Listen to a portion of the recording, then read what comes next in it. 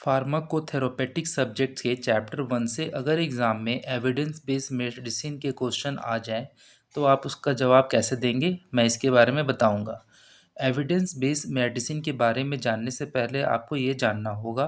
कि किसी भी दवाई को मार्केट में आने से पहले उसे बहुत सारे ट्रायल से गुजरना पड़ता है। इसमें बहुत सारी साइंस की टेक्निक यूज़ होती है, जिसमें इंजीनियरिंग की टेक्निक भी इस्तेमाल की जाती है, बायोस्टैटिक्स की टेक्नोलॉजी भी इस्तेमाल की जाती है, एपिड्यूमियोलॉजी की टेक्निक भी इस्तेमाल की जाती है, मेटा एनालिसिस भी किया जाता है, डिसीजन एनालिसिस भी किया जाता है, रिस्क बेनिफिट एनालिसिस भी किया जाता है और साथ ही साथ रैंडमाइज कंट्रोल ट्रायल भी किया जाता है। इन सब का मकसद यही है कि राइट केयर करके और राइट टाइम पर राइट पेशेंट को सही दवाई दी जाए।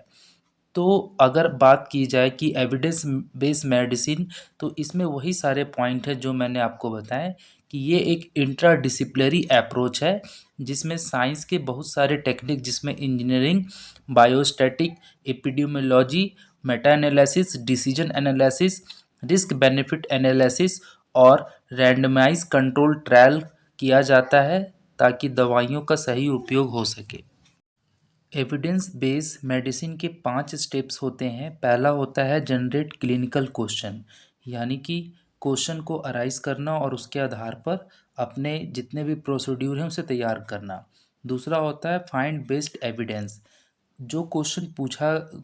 जारी किया गया क्लिनिकल में, उसके आधार पर हमें एविडेंस को चुनना पड़ता है, उसे खोजना पड़ता है। तीसरा होता है critical appraisal, appraisal of evidence for validity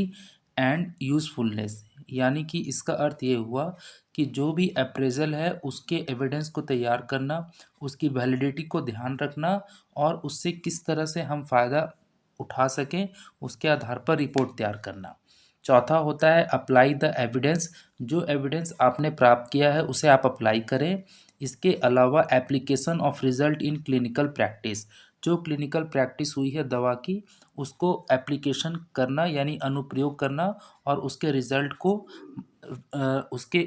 को नोट डाउन करके रखना। पांचवा होता है इवेलुएट, यानी evaluation of information skill and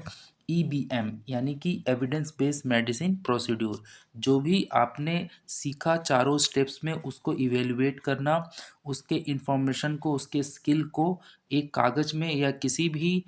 device में नोट डाउन करके रखना, ताकि उससे फ्यूचर के स्टूडेंट भी अपना लाभ ले सकें और ये जो फॉर्मूला डेवलप हुआ है दवा का उसे आगे तौर पर उसके प्रोडक्शन में मदद मिल सके उसके स्किल के आधार पर।